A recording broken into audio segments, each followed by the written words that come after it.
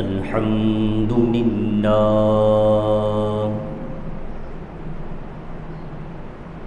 الحمد لله رب العالمين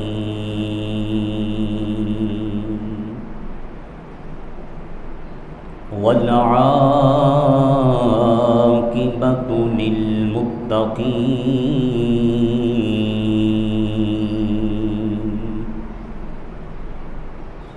والصلاة والسلام على سيد المرسلين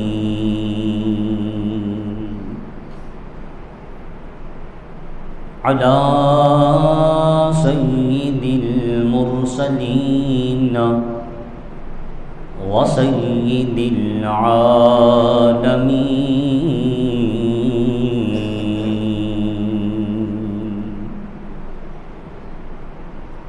وعلى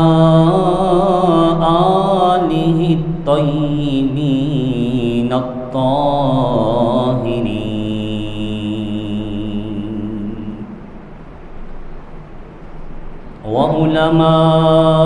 وعلماء ملته وأهل سنته أجمعين أما بعد فأعوذ بالله من الشيطان الرجيم بسم الله الرحمن الرحيم إن أول بيت وضع للناس للذي ببكة مباركا وهدى للعالمين آمنت بالله صدق الله مولانا العظيم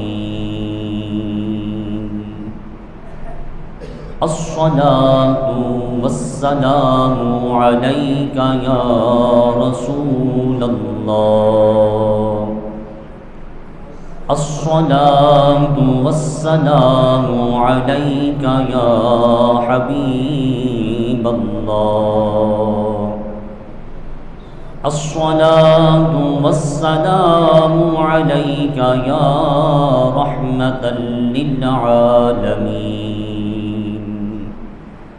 الصلاة والسلام عليك يا خاتم النبيين نماز اچھی روزہ اچھا زکوٰۃ اچھی حج اچھا مگر باوجود اس کے میں مسلمان ہو نہیں سکتا نہ جب تک کٹ مروں میں شہ بطحا کی عزت پر خدا شاہد ہے کامل میرا ایمان ہو نہیں سکتا حاجیوں آؤ شہنشاہ کا روزہ دیکھو حاجیوں آؤ شہنشاہ کا روزہ دیکھو کعبہ تو دیکھ چکے اب کعبے کا کعبہ دیکھو معزز محترم سامعین و حاضرین و ناظرین قرآن مجید کی سورہ آل عمران کی ایک آیت چوتھا پارہ آپ لوگوں نے سماعت کی آیت کے حروف سے آپ لوگوں کو اندازہ بخوبی ہو گیا ہوگا کہ آج کی گفتگو کا عنوان فضیلت عظمت حج بیت اللہ موسم بھی حج کا ہے اور موسم کا پھل ویسے بھی اچھا ہوتا ہے، صحت کے لیے بھی اچھا ہوتا ہے، طبیعت کے لیے بھی اچھا ہوتا ہے۔ موسم بھی گرمی کا ہے تو انشاءاللہ حج کی برکت سے گرمی بھی محسوس نہیں ہوگی۔ حج کی فضیلت اور عظمت سننے کے لیے ہم سب یہاں اکٹھے ہوئے۔ اللہ رب العالمین اس حاضری کی برکت سے حج بیت اللہ کی ہم سب کو حاضری عطا فرمائے۔ جس آیت کو آپ لوگوں نے سماعت کیا اس کا ترجمہ سنیے کہ اے لوگوں، روئے زمین پر لوگوں کی عبادت کے لیے سب سے جو پہلا گھر بنایا گیا وہ بیت اللہ ہے۔ ہم بھی اپنے لیے گھر بناتے نا، اپنے بچوں کے لیے مکان تعمیر کرتے ہیں۔ اللہ رب العالمین نے روئے زمین پر ہماری عبادت کا جس کو مرکز بنایا تو خود ہی ارشاد فرمایا، اس روئے زمین پر سب سے پہلے میں نے جو گھر بنوایا وہ کون سا ہے؟ بولیے، بیت اللہ۔ بولنے والوں کو اللہ تعالیٰ اس کی برکتیں بھی عطا فرمائے۔ بیت اللہ اللہ رب العالمین نے سب سے پہلے حضرت سیدنا آدم علیہ السلام سے بنوایا۔ آپ نے توجہ رکھنی ہے تو انشاءاللہ بات آپ تک صحیح پہنچے گی۔ اللہ رب العالمین نے سیدنا آدم علیہ السلام سے روئے زمین پر سب سے پہلے اپنا گھر بنوایا، اسے کہتے ہیں بیت اللہ۔ آدم علیہ السلام نے اس کو تعمیر کیا، بالکل اس کی سیدھ میں عرش کی بلندیوں پر جہاں سدرۃ المنتہا ہے وہاں پہ بیت المعمور ہے۔ یہ بیت اللہ ہے ملائکہ کا، اس کا امام ہے سیدنا جبریل امین علیہ السلام۔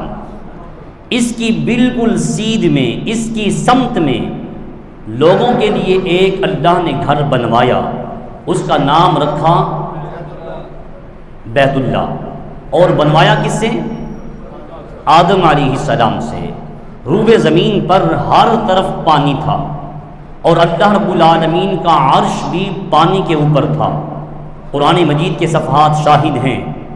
وَقَانَ عَرْشُهُ عَلَى الْمَاءِ، کہا میرا جو عرش تھا یہ بھی کس کے اوپر تھا؟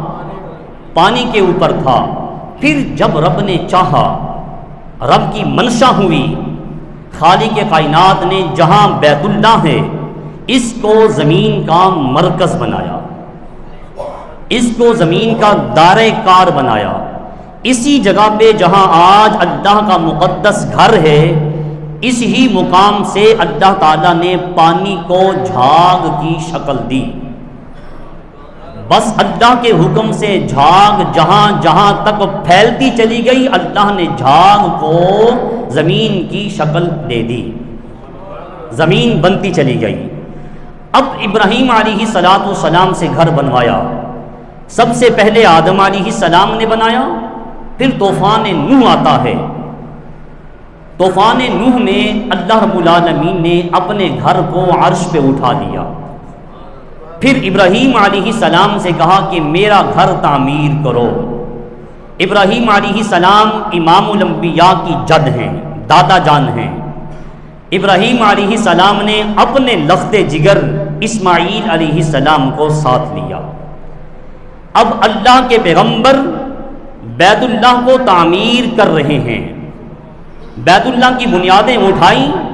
ابراہیم علیہ السلام عرض گزار ہوئے، وَإِذْ يَرْفَعُ إِبْرَاهِيمُ الْقَوَاعِدَ مِنَ الْبَيْتِ وَإِسْمَاعِيلُ رَبَّنَا تَقَبَّلْ مِنَّا۔ اچھا آپ بتائیں کہ گھر جو بنا رہا ہے کس کے حکم سے بن رہا ہے؟ سب بولیں، کس کے حکم سے؟ اللہ کے حکم سے بن رہا ہے۔ بنانے والے کوئی عام انسان نہیں، خلیل اللہ ہیں جن کو رب نے اپنا دوست کہا ہے۔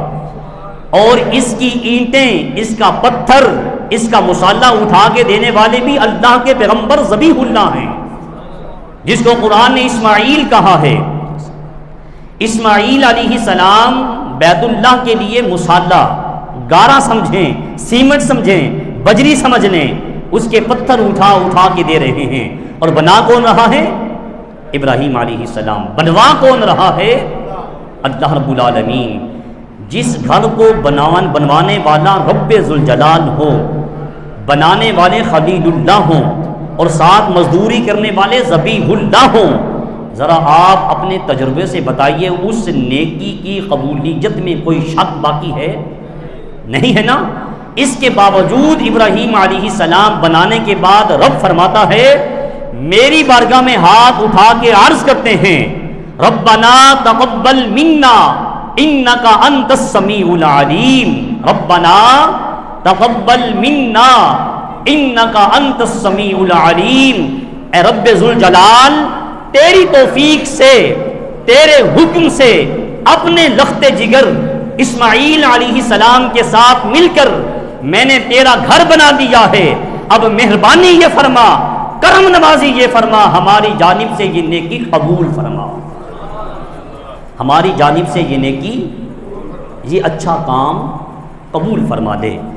ابراہیم علیہ السلام یہ بات کہہ کے، یہ دعا کر کے ہمیں سکھانا کیا چاہتے ہیں کہ اے لوگو، اگر اللہ کی طرف سے تمہیں کوئی نیک کام کرنے کی توفیق ہو جائے تو پھر اس کے بعد اللہ کی بارگاہ میں عرض کرو، ربنا تقبل منا، اے ہمارے رب ہماری طرف سے اس نیکی کو قبول بھی فرما دے۔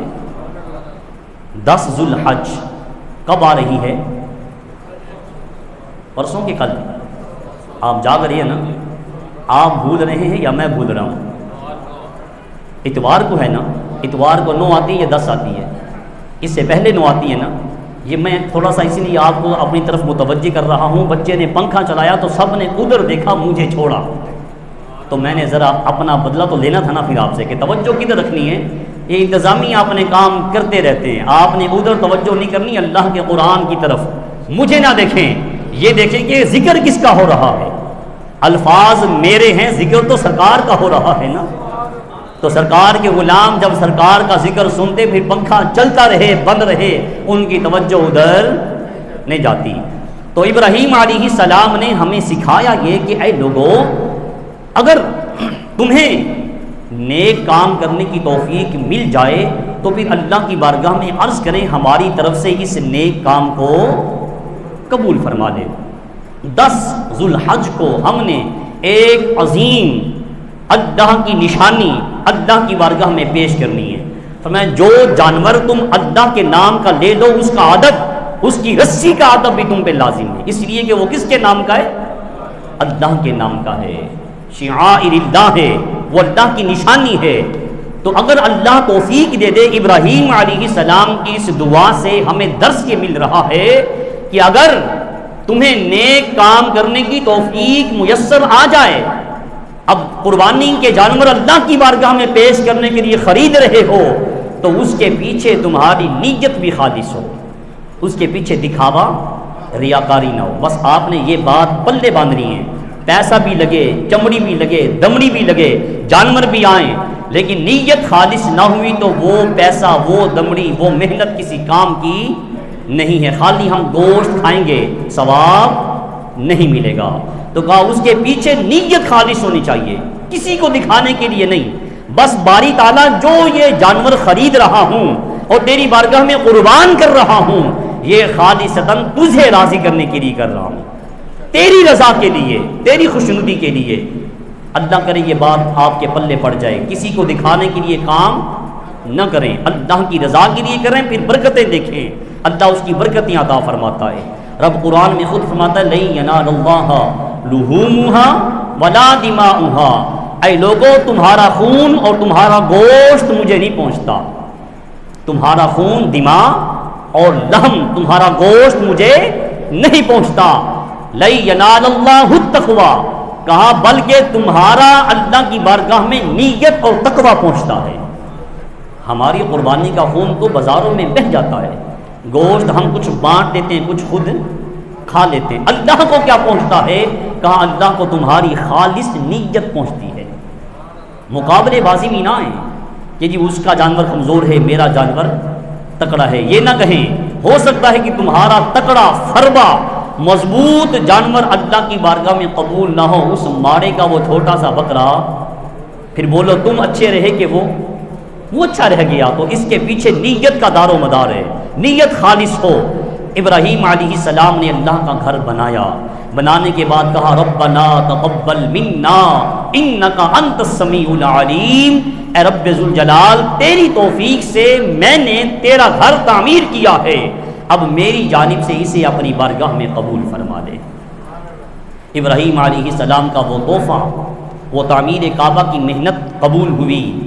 اللہ تعالیٰ فرماتا ہے پھر ہم نے ابراہیم علیہ السلام سے ایک وعدہ لیا، وَعَهِدْنَا إِلَىٰ إِبْرَاهِيمَ وَإِسْمَاعِيلَ أَن طَهِّرَ بَيْتِيَ لِلطَّائِفِينَ وَالْعَاكِفِينَ وَالرُّكَّعِ السُّجُودِ۔ وعدہ کس سے لیا؟ جس نے کعبہ کو تعمیر کیا۔ یہ کوئی معمولی کام تو نہیں ہے نا، اللہ کا گھر روئے زمین پہ جو سب سے پہلے بنایا کس نے؟ آدم علیہ السلام نے، اس کے بعد طوفان نوح میں اٹھا لیا گیا، پھر دوبارہ بنانے والے ابراہیم علیہ السلام ہیں۔ رب فرماتا ہے میں نے ان سے وعدہ لیا، ان سے عہد کیا کہ اے ابراہیم علیہ السلام اور اسماعیل، وَعَهِدْنَا إِلَىٰ إِبْرَاهِيمَ وَإِسْمَاعِيلَ أَن طَهِّرَ بَيْتِيَ لِلطَّائِفِينَ وَالْعَاكِفِينَ وَالرُّكَّعِ السُّجُودِ۔ کہا میرے ساتھ وعدہ کرو، کس کے ساتھ؟ اللہ کے ساتھ۔ بولیے کس کے ساتھ؟ اللہ کے ساتھ۔ عالم ارواح میں ہم نے بھی اللہ سے ایک وعدہ کیا تھا، رب نے کہا تھا تم مجھے اپنا رب مانتے ہو؟ ہم سب نے کہا تھا قالوا بلا، کیوں نہیں، تو ہمارا رب ہے۔ یہ ہم نے وہاں عالم ارواح میں وعدہ کیا تھا، آج وہ وعدہ کچھ نبھا رہے ہیں کچھ بھلا رہے ہیں۔ تو ابراہیم علیہ السلام سے وعدہ اللہ نے کیا دیا کہ اے ابراہیم و اسماعیل علیہ السلام میرے ساتھ عہد کرو، میرے ساتھ وعدہ کرو، جو تم نے یہ میرا گھر بنایا ہے اب اس کو ہر قسم کی غلاظت سے، گندگی سے، گناہوں سے پاک بھی رکھو گے۔ اس گھر کی پاکیزگی بھی تمہاری ذمہ داری ہے۔ جو مسجد کی، اللہ کے گھروں کی صفائی کرتے ہیں خوش نصیب ہیں، یہ کوئی عام کام نہیں، یہ اللہ کے محبوب علیہ السلام کے جد امجد ابراہیم علیہ السلام کا پیشہ ہے۔ مسجد کو صاف کرنا ابراہیم علیہ السلام کی سنت، اسماعیل علیہ السلام کی سنت، امام الانبیاء علیہ السلام کی سنت، حضور کے خلفاء سیدنا صدیق اکبر کی سنت ہے، عثمان غنی کی سنت ہے، اور مولا کائنات علی المرتضیٰ تو اپنے جبے سے مسجد نبوی کی صفائی کرتے تھے۔ کہا جس نے مسجد سے گند اٹھا کے باہر نکال دیا نا، اللہ تعالیٰ اس کے جسم سے گناہوں کو اٹھا کے باہر نکال دے گا۔ علماء کا یہ تجربہ ہے، کہا جس کی روزی بند ہو جائے وہ مسجد کے واش روم دھونا شروع کر دے، دکھاوے کے لیے نہیں، کس کے لیے؟ اللہ کی رضا خوشنودی کے لیے۔ کہا وہ ادھر واش روم دھونا شروع کر دے، جیسے جیسے نمازیوں کے اس گند کو واش روم سے صاف کرے گا اللہ تعالیٰ بے روزگاری اس کے نصیب سے صاف کر دے گا، رزق میں برکتیں ڈال دے گا۔ تو ابراہیم علیہ السلام نے جب بیت اللہ کو بنایا تو وعدہ کیا دیا اللہ تعالیٰ نے؟ میرے اس گھر کو طواف کرنے والوں کے لیے، اعتکاف کرنے والوں کے لیے، سجدہ کرنے والوں کے لیے میرے خلیل اللہ پاکیزہ رکھنا ہے۔ اس میں گند آپ نے دیکھا ہوگا بارہا بار کہ مکہ پاک میں بس 5 منٹ گزرتے ہیں پھر صفائی کرنے والے آ جاتے ہیں۔ یہ ابراہیم علیہ السلام اللہ سے اپنا وعدہ نبھا رہے ہیں۔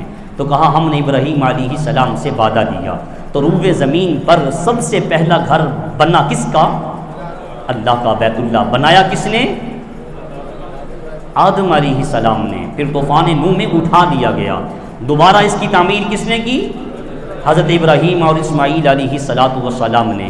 اب جب گھر بن چکا نا، اللہ تعالیٰ قرآن مجید میں ارشاد فرماتا ہے پھر ہم نے ابراہیم علیہ السلام سے کہا ہمارے گھر کے طواف کے لیے لوگوں کو بلاؤ۔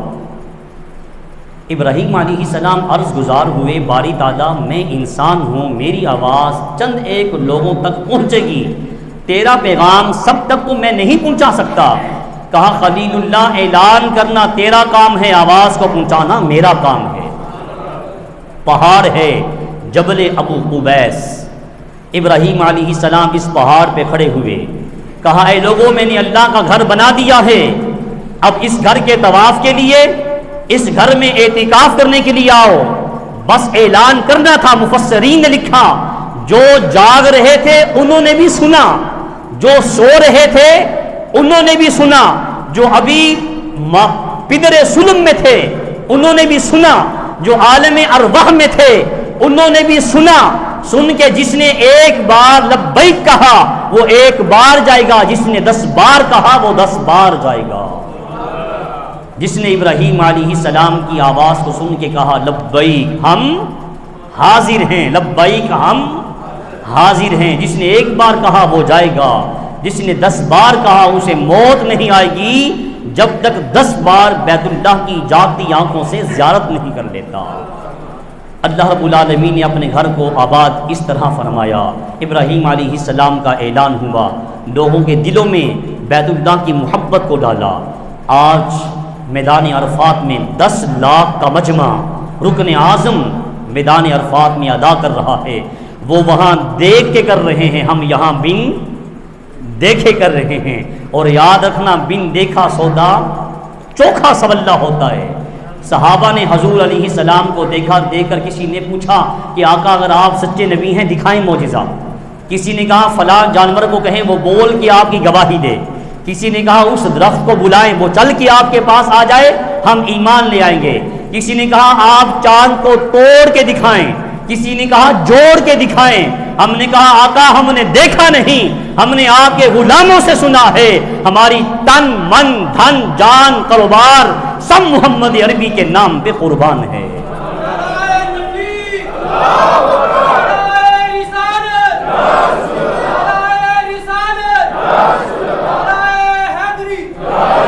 اس لیے میرے آقا نے کہا تھا صحابہ جن لوگوں نے مجھے دیکھا نہیں ان کا میری طرف سے 2 مرتبہ سلام پہنچا دینا، جنہوں نے مجھے دیکھا نہیں۔ طائف کی طرف آپ تشریف لے گئے تھے نا، لوگوں نے پتھر برسائے تو ساتھ میسرہ غلام تھے، عرض کی آقا آپ دعا فرمائیں اللہ ان کو برباد فرمائے۔ کہا نہیں میں رحمت للعالمین بن کے آیا ہوں، میں بد دعا کرنے کے لیے نہیں آیا۔ ہاتھ اٹھائے التجا کی رب ذوالجلال یہ لوگ مجھے نہیں جانتے تو ان کی نسل میں سے ایسے لوگ پیدا فرما جو محمد کے نام پہ جانیں قربان کر دیں گے۔ کہا بس مصطفیٰ کی وہ دعا ہے، پاکستان میں جتنے بھی عشاقان مصطفیٰ ہیں اسی نسل میں سے ہیں۔ تو امام الانبیاء صلی اللہ علیہ وسلم کے غلاموں جو یہ حج ہے یہ سارے کا سارا انبیاء علیہ السلام کی اداؤں کا نام ہے۔ وہ وہاں میدان عرفات میں جبل رحمت وہ ایک مینارہ ہے، نمرہ مسجد کو دیکھ کر یہ وہ جگہ ہے مسجد نمرہ جہاں پہ حضور علیہ السلام نے 9 ذوالحج کو میدان عرفات میں قصبہ اونٹنی پہ بیٹھ کے ایک عظیم خطبہ ارشاد فرمایا تھا۔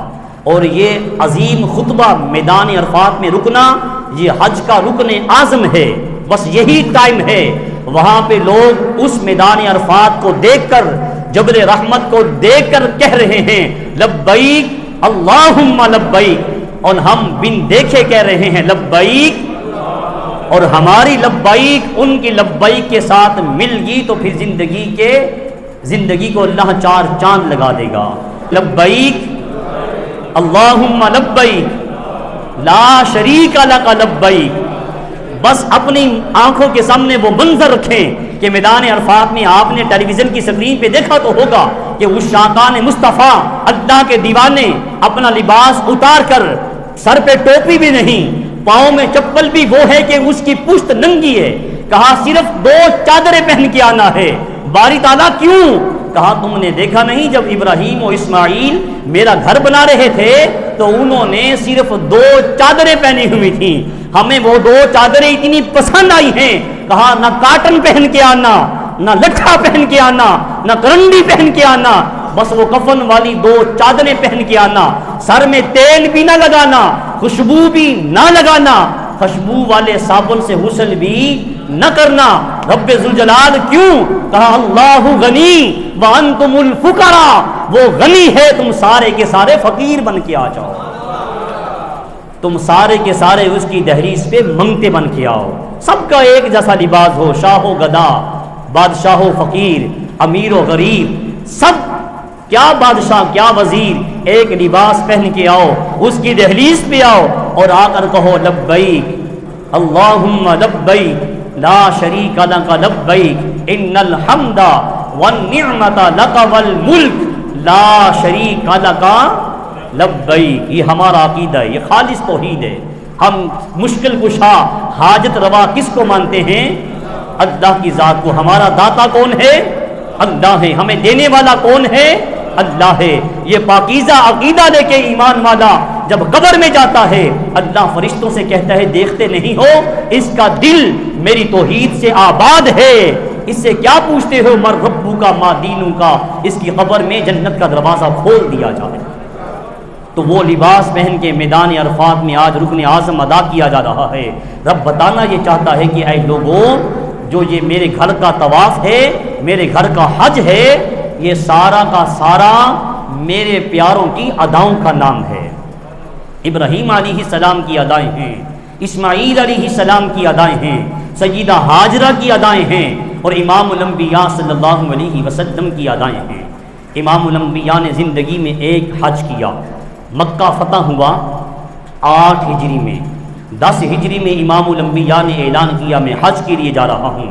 صحابہ ساتھ اکٹھے ہوئے، جب مکہ پاک میں پہنچے تو 1,24,000 سے زیادہ حضور علیہ السلام کے عشاقان حج کے لیے حاضر تھے۔ امام الانبیاء حجر اسود کے سامنے آئے۔ یہ ایک جنتی پتھر ہے جو آدم علیہ السلام کے ساتھ آیا تھا۔ 2 پتھر تھے، ایک حجر اسود، ایک واتخذوا من مقام ابراہیم مصلی، وہ پتھر جس کے اوپر ابراہیم علیہ السلام کے قدموں کے نشان ہیں۔ یہ دونوں جنتی پتھر ہیں۔ رسول اللہ اس کے قریب آئے، حضور نے بوسہ بھی دیا، استلام بھی کیا۔ استلام کا مطلب یہ ہے کہ اگر آپ بوسہ نہیں دے سکتے، دور ہیں، تو اپنا ہاتھ یوں بلند کر لیں، کپڑا ہاتھ میں ہے، ایسے حجر اسود کی طرف کپڑا کریں، اس کو چوم کے آنکھوں سے لگائیں، پھر یہاں سے طواف شروع کریں۔ امام الانبیاء نے یہاں سے ابتدا کی، حجر اسود کو بوسہ دیا۔ سیدنا فاروق اعظم جس کو چومنے لگے تو کہنے لگے اے حجر اسود، تو ایک پتھر ہے، تو ہمیں کوئی نفع اور نقصان نہیں دے سکتا۔ قریب مولا کائنات تھے، انا مدینۃ العلم وعلی بابھا۔ اب علم کا باب کھلا۔ عرض کی عمر فاروق یہ پتھر ضرور ہے مگر اس کی نسبت محمد عربی علیہ السلام کے ساتھ ہے، یہ نفع بھی دیتا ہے نقصان بھی۔ مشرقین کہتے ہیں کہ تم کہتے تم بتوں کی پوجا کرتے ہو، تم بھی تو حجر اسود کو چومتے ہو۔ ہم نے کہا ہم جسے چومتے ہیں اسے پوجتے، ہم حجر اسود کو چومتے ہیں مگر اسے پوجتے نہیں، ہم جسے پوجتے ہیں اسے چومتے نہیں۔ حجر اسود کی نسبت رسول اللہ کے ساتھ ہے۔ کہا محشر کے میدان میں اللہ تعالیٰ اسے آنکھیں بھی دے گا، زبان بھی دے گا، یہ اپنے چومنے والوں کی گواہی دے گا۔ اس کی گواہی بھی اللہ تعالیٰ جہنمیوں کو جنت کا ٹکٹ عطا فرما دے گا۔ پتھر سفارش کرے اللہ تعالیٰ بخشش فرما دے، امام الانبیاء سفارش کریں تو کیا اللہ ان کی سفارش پہ ان کی گنہگار امت کی بخشش نہیں فرمائے گا؟ لیکن یاد رکھنا حضور کی سفارش، حضور کی شفاعت ملے گی اسے جو 5 وقت کی پابندی سے نماز پڑھے گا۔ قرۃ عینی فی الصلاۃ، کہا نماز میں میرے آنکھوں کی ٹھنڈک ہے۔ حضور چلے، رکن شامی، رکن عراقی، رکن یمانی اس کے قریب آئے۔ رکن یمانی کے پاس آ کے آپ نے ہاتھ اٹھائے دعا کے لیے، ربنا آتنا فی الدنیا حسنہ وفی الآخرۃ حسنہ وقنا عذاب النار، یہ دعا فرمائی۔ کہا صحابہ یہاں دعا کرنا کیوں؟ کہا جب میں نے یہاں دعا کی تو اپنی دعا پہ فرشتوں کو میں نے آمین کہتے ہوئے دیکھا ہے۔ پھر آپ نے آب زمزم نوش فرمایا، 7 چکر لگائے، 3 چکر میں آپ ذرا تیزی سے چلے جسے رمل بولتے ہیں۔ اس کے بعد پھر آپ آب زمزم کے قریب آئے، آپ نے آب زمزم پیا، اپنی زلفوں میں ڈالا، اپنے چہرے پہ لگایا، کپڑوں پہ لگایا۔ کہا یہ وہ پانی ہے، باقی جتنے بھی مشروبات ہیں، جتنے بھی پانی ہیں، حکم ہے بیٹھ کے پینا ہے، لیکن آب زمزم کے لیے حکم ہے باوضو ہو کے، کھڑے ہو کے، قبلہ کی طرف رخ کر کے اس کو پینا ہے۔ اس کو عظمت کیوں ملی ہے؟ کہا اس پانی نے ہمارے ایک پیغمبر کے قدموں کو بوسہ دیا ہے۔ اس کی نسبت سیدنا اسماعیل ذبیح اللہ کے ساتھ ہے۔ حضور پھر صفا مروہ پہ تشریف لائے، سعی فرمائی۔ یہ صفا مروہ 2 پہاڑ ہیں، ان 2 پہاڑوں پہ میرے آقا علیہ السلام نے تھوڑا سا تیز چلے، کسی مقام پہ تیز چلنا تھا، کسی مقام پہ آپ آہستہ چلے۔ یہ بھی حضرت سیدہ ہاجرہ کی سنت ہے۔ وہاں پہ ابراہیم علیہ السلام چھوڑ گئے تھے، اسماعیل علیہ السلام کو پانی ختم ہوا، سیدہ ہاجرہ ماں تھی، پانی کی تلاش میں کبھی صفا پہ جاتی، کبھی مروہ پہ آتی، جب 7واں چکر لگا کے واپس پلٹی تو آپ نے دیکھا جہاں اسماعیل علیہ السلام کے قدم ہیں وہاں سے پانی کا چشمہ پھوٹ رہا ہے۔ کہہ دیا آب زمزم، زمزم کا معنی ہے ٹھہر جا، رک جا، آب کا معنی ہے پانی، کہا پانی ٹھہر جا۔ امام الانبیاء نے فرمایا کاش میری دادی جان اس پانی کو نہ روکتی نا، آج پوری دنیا میں وہ پانی ہوتا، دنیا پیتی، آب زمزم کبھی ختم نہ ہوتا۔ اللہ تعالیٰ مجھے اور آپ کو وہاں جاگتی آنکھوں سے اپنے ہاتھوں سے بھر کے پینا نصیب فرمائے۔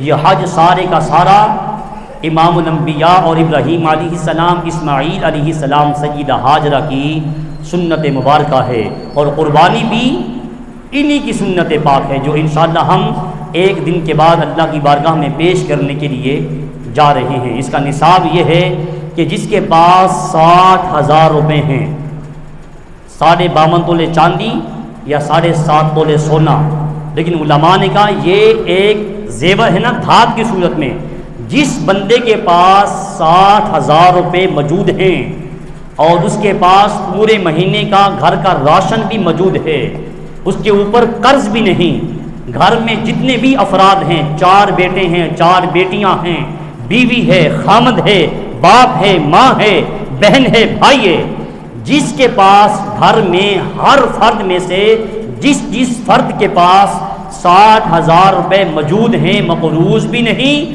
گھر کا خرچہ بھی موجود ہے، تو ہر بندہ ہر سال اپنی طرف سے قربانی کرے گا۔ ایسا نہیں ہے کہ باپ کہتے ہیں میں سرپرست ہوں، میں کفیل ہوں، 4 بیٹے ہیں، بیٹیاں ہیں، وہ کہتے ہیں تم رہنے دو، تمہاری طرف سے میں اکیلا قربانی کر لیتا ہوں، تو ایسے قربانی نہیں ہوگی۔ ہر ایک صاحب نصاب ہے، بیٹا ہے، بیٹی ہے، بہن ہے، بھائی ہے، وہ بھلے کسی کی سرپرستی میں ہے، لیکن جس کے پاس 60,000 روپے موجود ہیں وہ صاحب نصاب ہے، وہ اپنی طرف سے اللہ کی بارگاہ میں اپنے جانور کی قربانی پیش کرے گا، اس پہ قربانی کرنا واجب ہے۔ انشاءاللہ العزیز عید الاضحیٰ اسی مسجد میں ٹھیک 6 بجے ادا کی جائے گی۔ اللہ تعالیٰ میرا اور آپ کا حامی و ناصر ہو، صحیح باتیں اللہ تعالیٰ سمجھنے کے بعد عمل کی توفیق عطا فرمائے۔ وما علینا الا لبیک اللہم لبیک لا شریک لک لبیک۔ بس اپنی آنکھوں کے سامنے وہ منظر رکھیں کہ میدان عرفات میں آپ نے ٹیلی ویژن کی سکرین پہ دیکھا تو ہوگا کہ اس شاقان مصطفیٰ اللہ کے دیوانے اپنا لباس اتار کر، سر پہ ٹوپی بھی نہیں، پاؤں میں چپل بھی وہ ہے کہ اس کی پشت ننگی ہے، کہا صرف 2 چادریں پہن کے آنا ہے۔ باری تعالیٰ کیوں؟ کہا تم نے دیکھا نہیں جب ابراہیم و اسماعیل میرا گھر بنا رہے تھے تو انہوں نے صرف 2 چادریں پہنی ہوئی تھیں، ہمیں وہ 2 چادریں اتنی پسند آئی ہیں، کہا نہ کاٹن پہن کے آنا، نہ لٹھا پہن کے آنا، نہ کرنڈی پہن کے آنا، بس وہ کفن والی 2 چادریں پہن کے آنا، سر میں تیل بھی نہ لگانا، خوشبو بھی نہ لگانا، خوشبو والے صابن سے غسل بھی نہ کرنا۔ رب ذوالجلال کیوں؟ کہا اللہ غنی وانتم الفقراء، وہ غنی ہے، تم سارے کے سارے فقیر بن کے آ جاؤ، تم سارے کے سارے اس کی دہلیز پہ منگتے بن کے آؤ، سب کا ایک جیسا لباس ہو، شاہ و گدا، بادشاہ و فقیر، امیر و غریب، سب کیا بادشاہ کیا وزیر، ایک لباس پہن کے آؤ، اس کی دہلیز پہ آؤ اور آ کر کہو لبیک اللہم لبیک لا شریک لک لبیک ان الحمد والنعمت لک والملک لا شریک لک لبیک۔ یہ ہمارا عقیدہ ہے، یہ خالص توحید ہے۔ ہم مشکل کشا حاجت روا کس کو مانتے ہیں؟ اللہ کی ذات کو۔ ہمارا داتا کون ہے؟ اللہ ہے۔ ہمیں دینے والا کون ہے؟ اللہ ہے۔ یہ پاکیزہ عقیدہ لے کے ایمان والا جب قبر میں جاتا ہے اللہ فرشتوں سے کہتا ہے دیکھتے نہیں ہو اس کا دل میری توحید سے آباد ہے، اس سے کیا پوچھتے ہو مر ربو کا ما دینوں کا، اس کی قبر میں جنت کا دروازہ کھول دیا جائے۔ تو وہ لباس پہن کے میدان عرفات میں آج رکن اعظم ادا کیا جا رہا ہے۔ رب بتانا یہ چاہتا ہے کہ اے لوگوں، جو یہ میرے گھر کا طواف ہے، میرے گھر کا حج ہے، یہ سارا کا سارا میرے پیاروں کی اداؤں کا نام ہے۔ ابراہیم علیہ السلام کی ادائیں ہیں، اسماعیل علیہ السلام کی ادائیں ہیں، سیدہ ہاجرہ کی ادائیں ہیں، اور امام الانبیاء صلی اللہ علیہ وسلم کی ادائیں ہیں۔ امام الانبیاء نے زندگی میں ایک حج کیا، مکہ فتح ہوا 8 ہجری میں، 10 ہجری میں امام الانبیاء نے اعلان کیا میں حج کے لیے جا رہا ہوں۔ صحابہ ساتھ اکٹھے ہوئے، جب مکہ پاک میں پہنچے تو 1,24,000 سے زیادہ حضور علیہ السلام کے عشاقان حج کے لیے حاضر تھے۔ امام الانبیاء حجر اسود کے سامنے آئے، یہ ایک جنتی پتھر ہے جو آدم علیہ السلام کے ساتھ آیا تھا۔ 2 پتھر تھے، ایک حجر اسود، ایک واتخذوا من مقام ابراہیم مصلی، وہ پتھر جس کے اوپر ابراہیم علیہ السلام کے قدموں کے نشان ہیں۔ یہ دونوں جنتی پتھر ہیں۔ رسول اللہ اس کے قریب آئے، حضور نے بوسہ بھی دیا، استلام بھی کیا۔ استلام کا مطلب یہ ہے کہ اگر آپ بوسہ نہیں دے سکتے، دور ہیں، تو اپنا ہاتھ یوں بلند کر لیں، کپڑا ہاتھ میں ہے، ایسے حجر اسود کی طرف کپڑا کریں، اس کو چوم کے آنکھوں سے لگائیں، پھر یہاں سے طواف شروع کریں۔ امام الانبیاء نے یہاں سے ابتدا کی، حجر اسود کو بوسہ دیا۔ سیدنا فاروق اعظم جس کو چومنے لگے تو کہنے لگے اے حجر اسود، تو ایک پتھر ہے، تو ہمیں کوئی نفع اور نقصان نہیں دے سکتا۔ قریب مولا کائنات تھے، انا مدینۃ العلم وعلی بابھا، اب علم کا باب کھلا۔ عرض کی عمر فاروق یہ پتھر ضرور ہے مگر اس کی نسبت محمد عربی علیہ السلام کے ساتھ ہے، یہ نفع بھی دیتا ہے نقصان بھی۔ مشرقین کہتے ہیں کہ تم کہتے تم بتوں کی پوجا کرتے ہو، تم بھی تو حجر اسود کو چومتے ہو۔ ہم نے کہا ہم جسے چومتے ہیں اسے پوجتے، ہم حجر اسود کو چومتے ہیں مگر اسے پوجتے نہیں، ہم جسے پوجتے ہیں اسے چومتے نہیں۔ حجر اسود کی نسبت رسول اللہ کے ساتھ ہے۔ کہا محشر کے میدان میں اللہ تعالیٰ اسے آنکھیں بھی دے گا، زبان بھی دے گا، یہ اپنے چومنے والوں کی گواہی دے گا، اس کی گواہی بھی اللہ تعالیٰ جہنمیوں کو جنت کا ٹکٹ عطا فرما دے گا۔ پتھر سفارش کرے اللہ تعالیٰ بخشش فرما دے، امام الانبیاء سفارش کریں تو کیا اللہ ان کی سفارش پہ ان کی گنہگار امت کی بخشش نہیں فرمائے گا؟ لیکن یاد رکھنا حضور کی سفارش، حضور کی شفاعت ملے گی اسے جو 5 وقت کی پابندی سے نماز پڑھے گا۔ قرۃ عینی فی الصلاۃ، کہا نماز میں میرے آنکھوں کی ٹھنڈک ہے۔ حضور چلے، رکن شامی، رکن عراقی، رکن یمانی اس کے قریب آئے، رکن یمانی کے پاس آ کے آپ نے ہاتھ اٹھائے دعا کے لیے، ربنا آتنا فی الدنیا حسنہ وفی الآخرۃ حسنہ وقنا عذاب النار، یہ دعا فرمائی۔ کہا صحابہ یہاں دعا کرنا کیوں؟ کہا جب میں نے یہاں دعا کی تو اپنی دعا پہ فرشتوں کو میں نے آمین کہتے ہوئے دیکھا ہے۔ پھر آپ نے آب زمزم نوش فرمایا، 7 چکر لگائے، 3 چکر میں آپ ذرا تیزی سے چلے جسے رمل بولتے ہیں۔ اس کے بعد پھر آپ آب زمزم کے قریب آئے، آپ نے آب زمزم پیا، اپنی زلفوں میں ڈالا، اپنے چہرے پہ لگایا، کپڑوں پہ لگایا، کہا یہ وہ پانی ہے، باقی جتنے بھی مشروبات ہیں، جتنے بھی پانی ہیں، حکم ہے بیٹھ کے پینا ہے، لیکن آب زمزم کے لیے حکم ہے باوضو ہو کے، کھڑے ہو کے، قبلہ کی طرف رخ کر کے اس کو پینا ہے۔ اس کو عظمت کیوں ملی ہے؟ کہا اس پانی نے ہمارے ایک پیغمبر کے قدموں کو بوسہ دیا ہے۔ اس کی نسبت سیدنا اسماعیل ذبیح اللہ کے ساتھ ہے۔ حضور پھر صفا مروہ پہ تشریف لائے، سعی فرمائی۔ یہ صفا مروہ 2 پہاڑ ہیں، ان 2 پہاڑوں پہ میرے آقا علیہ السلام نے تھوڑا سا تیز چلے، کسی مقام پہ تیز چلنا تھا، کسی مقام پہ آپ آہستہ چلے، یہ بھی حضرت سیدہ ہاجرہ کی سنت ہے۔ وہاں پہ ابراہیم علیہ السلام چھوڑ گئے تھے، اسماعیل علیہ السلام کو پانی ختم ہوا، سیدہ ہاجرہ ماں تھی، پانی کی تلاش میں کبھی صفا پہ جاتی، کبھی مروہ پہ آتی، جب 7واں چکر لگا کے واپس پلٹی تو آپ نے دیکھا جہاں اسماعیل علیہ السلام کے قدم ہیں وہاں سے پانی کا چشمہ پھوٹ رہا ہے۔ کہہ دیا آب زمزم، زمزم کا معنی ہے ٹھہر جا، رک جا، آب کا معنی ہے پانی، کا ہے پانی ٹھہر جا۔ امام الانبیاء نے فرمایا کاش میری دادی جان اس پانی کو نہ روکتی نا، آج پوری دنیا میں وہ پانی ہوتا، دنیا پیتی، آب زمزم کبھی ختم نہ ہوتا۔ اللہ تعالیٰ مجھے اور آپ کو وہاں جاگتی آنکھوں سے اپنے ہاتھوں سے بھر کے پینا نصیب فرمائے۔ یہ حج سارے کا سارا امام الانبیاء اور ابراہیم علیہ السلام، اسماعیل علیہ السلام، سیدہ ہاجرہ کی سنت مبارکہ ہے، اور قربانی بھی انہی کی سنت پاک ہے جو انشاءاللہ ہم ایک دن کے بعد اللہ کی بارگاہ میں پیش کرنے کے لیے جا رہے ہیں۔ اس کا نصاب یہ ہے کہ جس کے پاس 60,000 روپے ہیں، 52.5 تولے چاندی یا 7.5 تولے سونا، لیکن علماء نے کہا یہ ایک زیور ہے نا دھات کی صورت میں، جس بندے کے پاس 60,000 روپے موجود ہیں اور اس کے پاس پورے مہینے کا گھر کا راشن بھی موجود ہے، اس کے اوپر قرض بھی نہیں، گھر میں جتنے بھی افراد ہیں، 4 بیٹے ہیں، 4 بیٹیاں ہیں، بیوی ہے، خامد ہے، باپ ہے، ماں ہے، بہن ہے، بھائی ہے، جس کے پاس گھر میں ہر فرد میں سے جس فرد کے پاس 60,000 روپے موجود ہیں، مقروض بھی نہیں،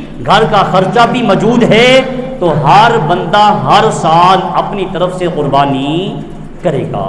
ایسا نہیں ہے کہ باپ کہتا ہے میں سرپرست ہوں، میں کفیل ہوں، 4 بیٹے ہیں، بیٹیاں ہیں، وہ کہتے ہیں تم رہنے دو، تمہاری طرف سے میں اکیلا قربانی کر لیتا ہوں، تو ایسے قربانی نہیں ہوگی۔ ہر ایک صاحب نصاب ہے، بیٹا ہے، بیٹی ہے، بہن ہے، بھائی ہے، وہ بھلے کسی کی سرپرستی میں ہے، لیکن جس کے پاس 60,000 روپے موجود ہیں وہ صاحب نصاب ہے، وہ اپنی طرف سے اللہ کی بارگاہ میں اپنے جانور کی قربانی پیش کرے گا، اس پہ قربانی کرنا واجب ہے۔ انشاءاللہ العزیز عید الاضحیٰ اسی مسجد میں ٹھیک 6 بجے ادا کی جائے گی۔ اللہ تعالیٰ میرا اور آپ کا حامی و ناصر ہو، صحیح باتیں اللہ تعالیٰ سمجھنے کے بعد عمل کی توفیق عطا فرمائے۔ وما علینا الا